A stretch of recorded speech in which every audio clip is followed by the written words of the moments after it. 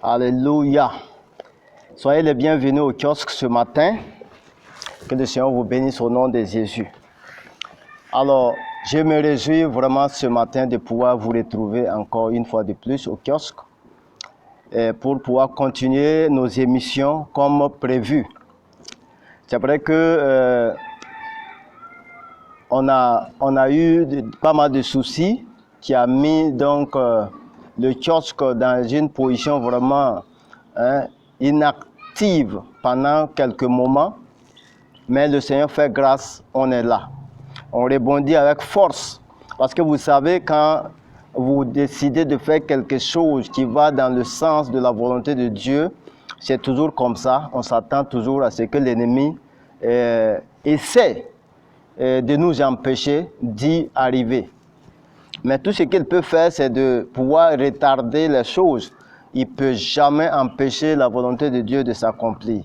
C'est pourquoi ce matin, nous bénissons le Seigneur pour ce qu'il a permis que nous puissions nous retrouver encore au kiosque. Il y en a qui pensaient déjà que c'est fini pour le kiosque. Non, ce n'est pas encore fini. Alléluia. On est là. Le Seigneur, quand il t'accompagne, il ne t'abandonne jamais en cours de chemin, même s'il y a des problèmes. Et même si vous pensez qu'il dort, il faut le réveiller simplement et il va vous secourir, il va menacer donc tout ce qui vous embête. Donc ce matin, je bénis le Seigneur et je remercie tous les frères et sœurs, tous les hommes de Dieu, nos pères spirituels, nos doyens qui sont en ligne et qui nous ont soutenus dans la prière et qui souhaiteraient voir le kiosque avancer. Et ce matin, je vous bénis, je vous dis merci pour votre soutien spirituel et nous voici encore. Et je pense que Dieu a exaucé vos prières et a permis que nous puissions reprendre nos activités. Que Dieu vous bénisse au nom de Jésus. Alors ce matin, je suis vraiment content, je ne sais pas par où commencer. Alors, donc je vais juste rappeler à tous ceux qui nous suivent que le kiosque est une plateforme là que le Seigneur m'a inspiré, là où on se retrouve, comme vous le voyez partout en ville, hein, au kiosque, les gens se retrouvent juste pour prendre le Nescafé, prendre le sandwich et puis se ressourcer un peu et puis se retrouver pour causer, partager des idées entre frères. Amen. Et donc, c'est la même chose ici, mais seulement la différence est que ici, le kiosque est virtuel et spirituel. Donc, nous pouvons nous retrouver dans ce même kiosque-là pour se partager nos expériences, pour se partager nos idées concernant beaucoup de domaines dans nos vies. Amen. Et ici, au kiosque, je vous ai dit, nous partageons la parole de Dieu.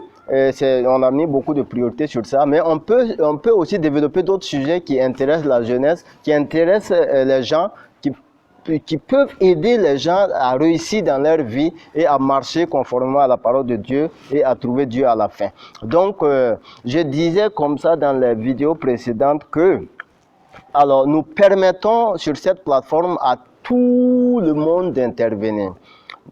Toute tendance religieuse. Vous pouvez intervenir, poser vos questions, alléluia, et trouver des réponses. Amen. Nous échangeons entre frères et sœurs. Nous ne sommes pas dans une église où il faut faire les choses de façon à ne pas poser certaines questions qui semblent être tabous. Non, ici il n'y a pas de tabou. Toutes les questions, on peut les poser. Alléluia. Amen. Si vous êtes dans une autre religion, vous ne partagez pas la même foi que moi, c'est très important parce que vous allez nous partager ce que vous savez également à propos de Dieu. Et c'est ça qui est intéressant au kiosque. Au kiosque, nous permettons de poser les questions et même ceux qui croient en Jésus-Christ comme nous, il y a des zones d'ombre qui empêchent les gens d'avancer dans leur vie spirituelle et qui ne trouvent pas de réponse donc rapidement pour les permettre de grandir spirituellement. Ici, nous permettons à tout le monde de poser les mêmes questions, de poser les questions. Il n'y a pas de questions bêtes, il n'y a pas de sujet tabou. Tout ce qui semble être noir dans ta vie spirituelle, dans ta connaissance de Dieu, tout ce qui semble être une zone d'ombre pour toi, il faut poser la question. Je ne suis pas seul au kiosque. Non seulement il y a Dieu lui-même avec nous, et en plus nous avons des serviteurs de Dieu qui sont en arrière-plan, qui nous suivent.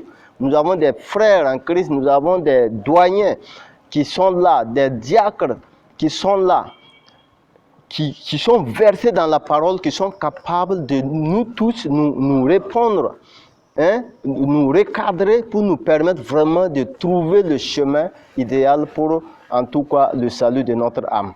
Donc, je voudrais faire juste ce rappel avant de continuer. Comme c'est la relance donc, du kiosque, alors ce matin, il y avait d'autres questions en suspens avant qu'on ferme le kiosque, puisque le kiosque s'était fermé il y a quelques moments. Donc, il y avait des questions en suspens qu'on devait répondre. Mais ces questions-là, je vais revenir dessus. Mais pour ce matin, nous allons examiner donc un passage dans la Bible avant de continuer. Un passage qui va nous aider, qui va nous exhorter et qui va interpeller tout le monde. Et ensemble, nous allons continuer à prôner l'évangile, à lever haut le drapeau de l'évangile au monde entier. Amen. Donc, je vais vous demander de prendre vos Bibles au kiosque, pour ceux qui sont déjà en train de prendre leur Nescafé. Alors, continuez à prendre le Nescafé, nous allons échanger en même temps. Nous allons lire dans Luc chapitre 21. Luc chapitre 21, et à partir du verset 33, alors jusqu'au verset donc 38 simplement. Alors, c'est Jésus qui parle ici. Il dit, le ciel et la terre passeront, mais mes paroles ne passeront point. Prenez garde à vous-même, de crainte que vos cœurs ne s'appesantissent par les excès du manger et du boire, et par les soucis de la vie, et que ces jours ne viennent sur vous à l'improviste. Car il viendra comme un filet sur tous ceux qui habitent sur la surface de la terre. Veillez donc et priez en tout temps, afin que vous ayez la force d'échapper à toutes ces choses qui arriveront, et de paraître debout devant le Fils de l'homme. Pendant le jour, Jésus enseignait dans le temple, et il allait passer la nuit à la montagne appelée montagne des Oliviers. Et tout le peuple, dès le matin, se rendait vers lui dans le temple pour l'écouter. Amen. Que le Seigneur bénisse sa parole. Alléluia. Qu'est-ce que cela veut dire ce matin? Alors, là où nous avons lu, c'est Jésus qui parle. Et nous allons saisir des paroles de Jésus ici qui vont nous aider parce que Jésus enseignait. Ce qui manque aujourd'hui à nous, les chrétiens, c'est l'enseignement. Jésus enseignait. Et dans son enseignement, il a dit que le ciel et la terre vont passer. Ça, c'est un enseignement. Ça va passer. Ce n'est pas des informations. Il dit, prenez garde à vous-même. Prenez garde à vous-même. Quand on dit que la terre et le ciel vont passer, toi, tu seras où? Voilà. On n'a pas besoin de dire que tu vas mourir ou tu vas disparaître. Si le ciel et la terre vont passer, toi-même, tu es déjà parti il y a longtemps. Donc, il dit, prenez garde à vous-même, de crainte que vos cœurs ne s'appesantissent par les excès du manger et du boire. Le manger et du boire. Aujourd'hui, ce que nous voyons, c'est quoi? Les cœurs des gens se sont appesantis par les excès de manger et de boire et par les soucis de la vie. Vous voyez, quand Jésus parle, quand on dit que la parole de Dieu est vivante, là, c'est ça. Ça fait plus de 2000 ans que Jésus a parlé. Et cette parole agit encore aujourd'hui dans nos vies. Quand tu m'écoutes, tu sens que Jésus te connaît et te parle. C'est la différence entre la parole de Dieu et la parole des hommes. Il y a des gens qui ont parlé Ils ont écrit même des livres, ils sont morts. Leur parole est morte. Tu comprends? Ils ont inventé des choses. Quand ils sont morts, les gens sont venus faire mieux qu'eux. Et pour eux, là, on n'en parle plus. Mais Jésus, quand il parle, personne ne peut parler mieux que lui. Jamais. Jamais. Sa parole-là ne se démorde jamais. Parce que c'est une parole qui contient la vie. Elle-même, elle vit et elle contient la vie et elle donne la vie. Quand tu l'écoutes, tu reçois quelque chose. C'est différent des paroles des gens qui n'ont pas la vie. Comprenez? Donc il dit, le ciel va passer. La terre va disparaître. Mais ce que je vous dis aujourd'hui là, ça va demeurer. Même après toi, ma parole va continuer. Les gens ont écouté Jésus à l'époque. Il y en a qui ont cru, d'autres n'ont pas cru, mais ils sont tous morts.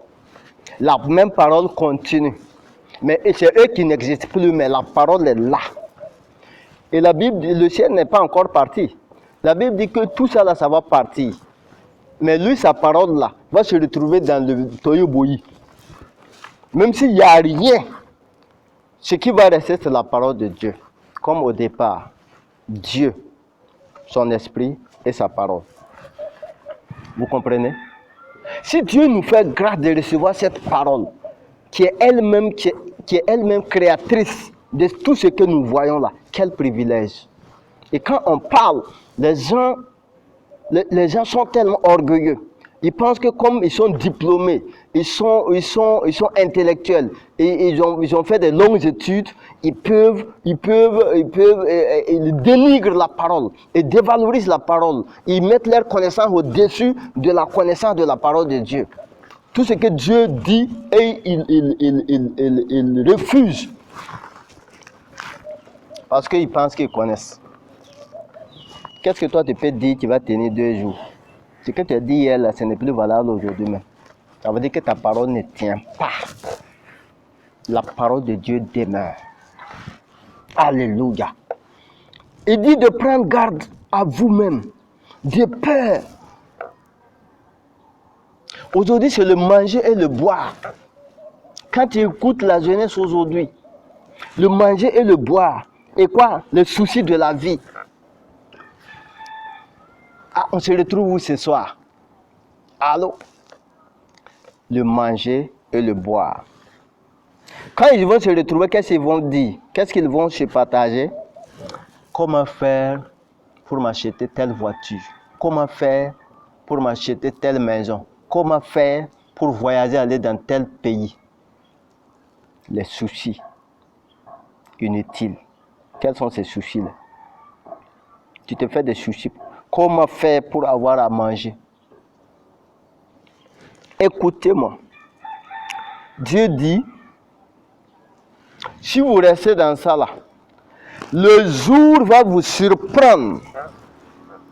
Il dit, car il viendra comme un filet sur tous ceux qui habitent sur la surface de la terre. Il y a un jour qui vient comme un filet. Vous connaissez le filet qu'on utilise pour attraper les poissons là? Ça vient comme un filet. Et si ça vient trouver que tu es dans ces convoitises là, tu ne verras même pas le jour arriver. Et il va venir te prendre. Tu comprends? Ce jour-là n'est plus loin. Toi, tu ne sais pas ça. C'est parce que tu ne connais pas la parole. Sinon, tous ceux qui connaissent la parole sont prêts. Quand le filet va se lever, ils vont quitter. On ne pourra pas les emballer, hein, parce qu'ils sont au courant, ils sont avertis. Regarde, il dit au verset 36, veillez donc et priez en tout temps.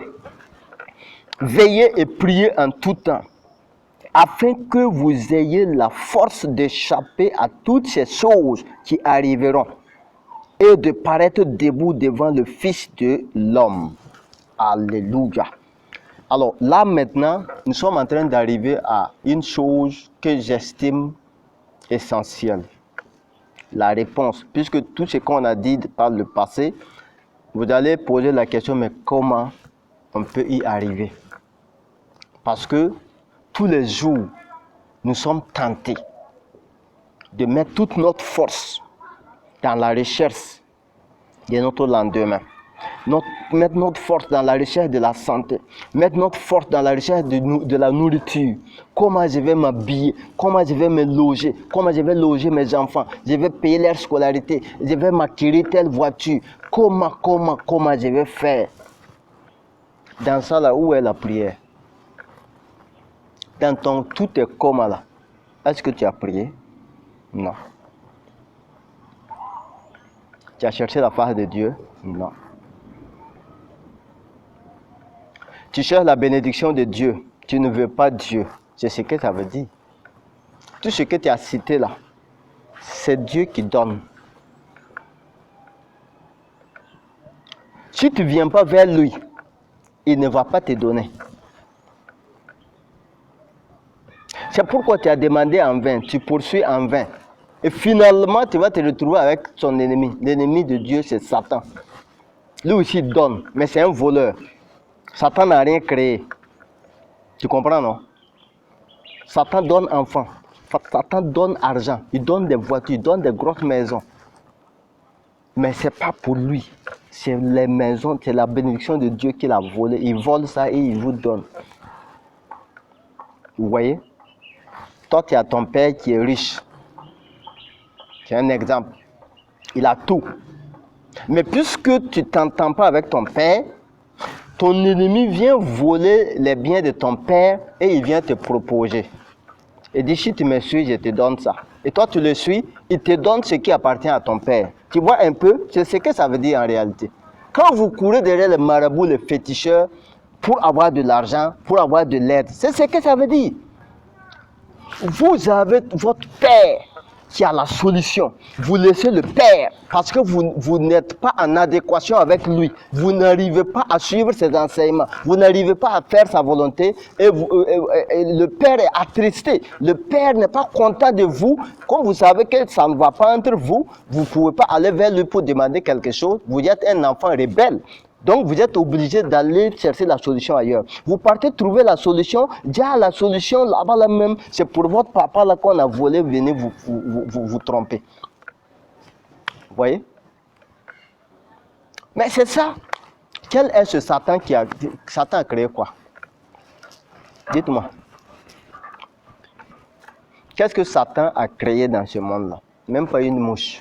Rien. Satan n'a rien. Satan lui-même, il est créateur de Dieu.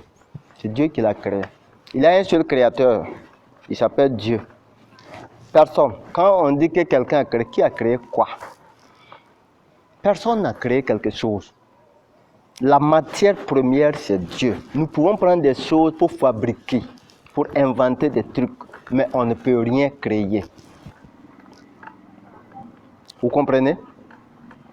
Même la science, quand on dit découverte, on ne dit pas créer. La science ne crée rien.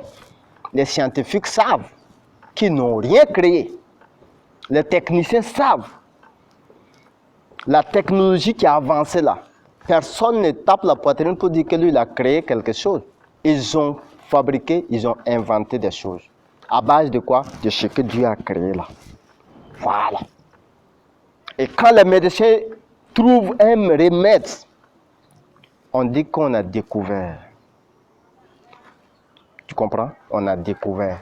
C'était là. Dieu avait caché ça. Si vous revenez à Dieu, Dieu va vous faire découvrir des choses. Mais vous ne pouvez rien créer. Alors, qu'est-ce que cela veut dire? Donc, nous devons tout remettre à Dieu. Revenir à Dieu d'abord. Et c'est Dieu qui va nous donner ce que nous avons besoin. Simplement, il dit, affectionnez-vous aux choses d'en haut. Ne vous inquiétez pas du lendemain. Parce que tout ce que vous avez besoin, là, Dieu sait déjà. Il va vous donner cela. Il va vous donner. Amen. Donc, il dit, veillez donc et priez. Voilà un truc. La prière, frères et sœurs, la prière, si tu n'arrives pas à prier, il y a un problème, mon ami. Il faut te réveiller parce que Quelqu'un qui ne prie pas, qui n'a pas une vie de prière, il ne pourra pas tenir. Même si tu veux, il faut croire comment. Non, ça n'a rien à voir avec ta foi. Tu crois en Jésus ou tu crois en Dieu comment. Si tu ne pries pas, je parle des chrétiens, je ne parle pas des gens qui partent faire des récitations. Parce que je connais des religions, beaucoup de religions, hein. Les prières, c'est une récitation. C'est pas, non, pas. Alléluia. On n'a pas dit de faire des récitations, je parle de prière. Prier Dieu. Prier, c'est dialoguer, parler à quelqu'un qui t'écoute et qui te répond. On ne formule pas une prière et on apprend par cœur et tout le temps on répète. Ça, on appelle ça récitation. On a fait ça à l'école primaire. Récitation. Dieu n'écoute pas des récitations. Il écoute des prières qui viennent des cœurs de ses enfants. Vous qui faites des prières de récitation là, comment est-ce que tu vas aller chaque fois que tu te présentes dans la maison de Dieu, c'est la même prière? Donc tu as toujours le même problème tous les jours. C'est ça, non? Tu as toujours le même problème, c'est ce que ça veut dire. Et Dieu même est fatigué d'entendre cette même prière-là. Quand tu as fait, ça fait combien d'années tu fais la même prière? Est-ce qu'il t'a exaucé, oui ou non? Ou bien tu fais ça seulement pour faire? Quand on demande quelque chose, il y a demander et recevoir. Tu as reçu ou bien tu n'as pas reçu? Si tu as reçu, pourquoi tu continues à faire la même chose? Donc ça veut dire que toi-même tu sais que tu ne pries pas. On appelle ça c'est des formalités que tu remplis. On t'a dit de faire ça. On t'a donné, on t'a dit à telle heure, il faut venir dans la maison de Dieu prier. Donc à cette heure-là, tu es là pour réciter et puis tu rentres. C'est tout. Tu as accompli ce qu'on a demandé. Tu as rempli la formule, comment on appelle ça? Tu as rempli ta tâche et c'est bon. Tu es parti. Et chaque jour, tu pars remplir des tâches. Tu ne sais pas si ça convient à Dieu, si Dieu t'écoute. Toi-même, tu ne sais même pas ce que tu as demandé. Puisque c'est tellement devenu normal que tu sais par où tu as commencé et tu termines et tu t'en vas. Tu es tranquille, conscience endormie. Ça veut dire que ça endort ta conscience. Ça te fait croire que comme tu arrives à faire ça régulièrement, alors là, Dieu est d'accord avec toi. Mon ami, la prière, c'est pas ça. Hein? Mais hier, est-ce que tu avais le même problème qu'aujourd'hui? Non.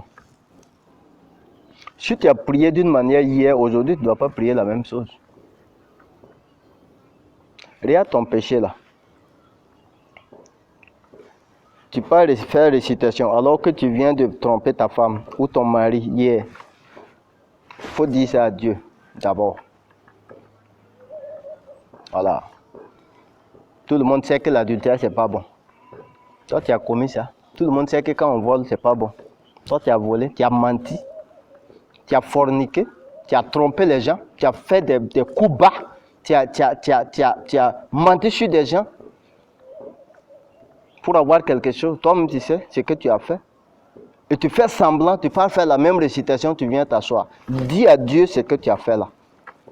Si vraiment tu crois en Dieu, tu as l'amour dans ton cœur, tu dois avoir des remords et tu dois demander pardon à Dieu d'abord pour ce que tu as fait là. Pleurer devant Dieu. Donc ce n'est plus une récitation, puisque tu ne vas pas pleurer tous les jours. Tu vas comprendre maintenant que la prière, c'est une conversation par rapport à ta situation présente. Qu'est-ce que tu as à dire à Dieu? Il ne faut pas enjamber. S'il y a un problème, il faut régler d'abord avant de passer à autre chose. Voilà, il ne faut pas aller monter sur tes péchés et puis faire des récitations pour sortir.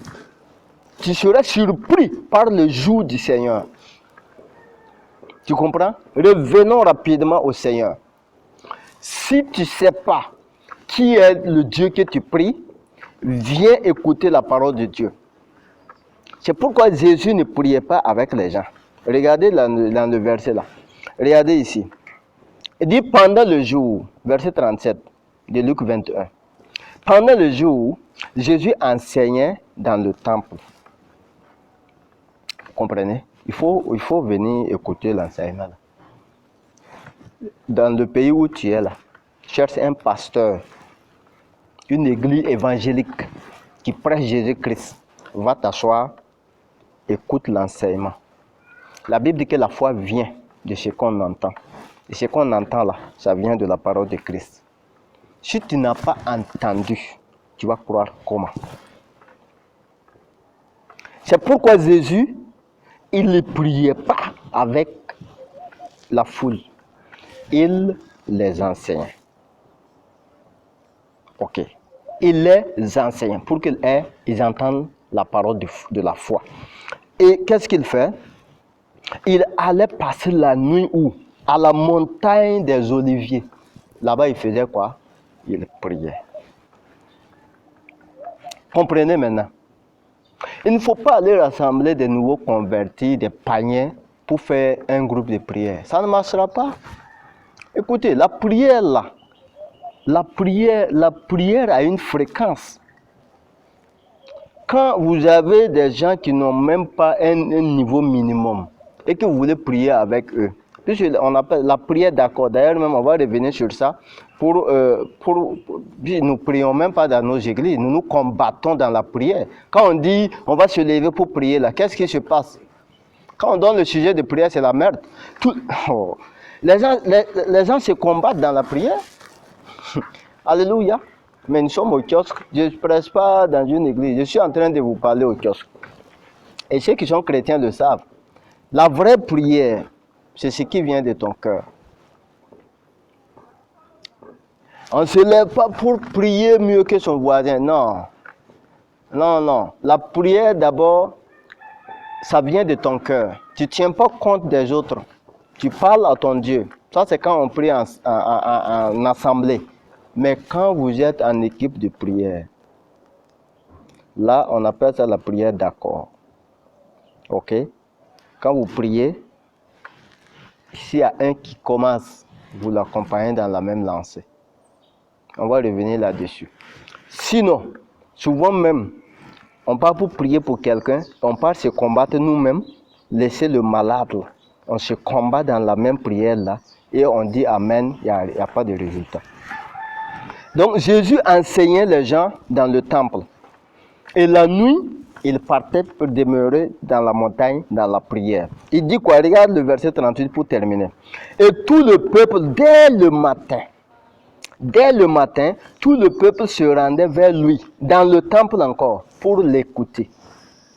Quand il fait jour, dès le matin, tout le monde, on va au temple. On sait que Jésus va quitter la montagne, son lieu de prière, et il va venir nous enseigner au temple. Tout le monde vient et on écoute l'enseignement de Jésus. Vous comprenez?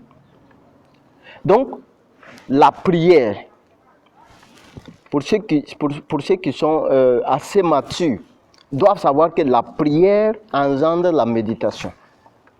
On ne peut pas prier sans méditer, c'est pas possible. On ne peut pas méditer aussi sans prier. Non? Jésus dit de faire quoi? De prier sans cesse. Pour que ce jour-là, pour faire quoi? Quand on va prier, qu'est-ce qui va se passer? Il dit veillez donc et priez en tout temps. Afin que quoi? Afin que vous ayez la force d'échapper à toutes ces choses qui arriveront. Afin que vous ayez la force d'échapper. La prière donne une force pour échapper aux jours mauvais qui arrivent. Ces jours-là arrivent. Quand vous voyez ce que je parle dans le monde, là, on va revenir là-dessus. Aujourd'hui, nous voulons parler de la prière.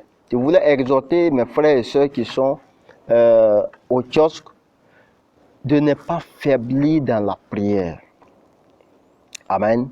Ne faiblissez pas dans la prière. Persévérez dans la prière comme à la chambre haute. Jésus nous dit de persévérer parce que c'est ça seulement, c'est la solution. Jésus ne va pas ôter les problèmes qui vont venir. Mais d'ici nous prions, nous aurons la force pour échapper. La force pour échapper. Sinon, si tu ne pries pas, tu n'auras pas la force. Il dit à Josué que ce livre-là, ce livre de la loi ne s'éloigne point de ta bouche. Médite le jour et nuit afin d'agir fidèlement selon ce qui est écrit. C'est alors que tu réussiras dans toutes tes entreprises. Tu comprends? Mais quand Moïse est mort, Josué devait continuer la mission. Mais il fallait une force. Il fallait qu'il médite la parole. La Bible n'a pas dit que Josué priait. Mais on ne peut pas méditer sans prier. Certainement, il priait comme son mentor, Moïse. Il priait et il méditait. Jésus nous dit, veillez et priez. Si tu prends ta Bible, tu commences à méditer, la même Bible va te dire de prier. Si tu commences à prier, Dieu va te dire de méditer. La méditation et la prière vont de pair. Tu ne peux pas méditer sans prier, tu ne peux pas prier sans méditer. Et quand tu mets les deux ensemble, alors là, tu deviens invincible. Tout ce que rien ne va te surprendre dans ce monde-là. Et quand le malheur va arriver, tu vas échapper, tu tiendras debout. Tu tiendras debout. Parce que le malheur va toujours guetter. Vous voyez? Nous avons des difficultés et souvent nous pensons que Dieu n'est pas assez puissant. Parce que nous-mêmes, nous n'avons pas respecté la parole de Dieu. Donc je prie que le Seigneur t'aide. Ce message que je voulais partager avec vous, alors on va s'arrêter là. C'est juste pour nous encourager au kiosque, de nous remettre en question par rapport à la prière, par rapport à la méditation, par rapport aux enseignements de Jésus-Christ. Que Dieu nous aide à pouvoir revenir avec force et à méditer la parole et à demeurer dans la prière afin de tenir ferme car les temps sont mauvais. Que le Seigneur te bénisse au nom de Jésus. Amen. Amen. À la prochaine. Que le Seigneur vous bénisse. Amen.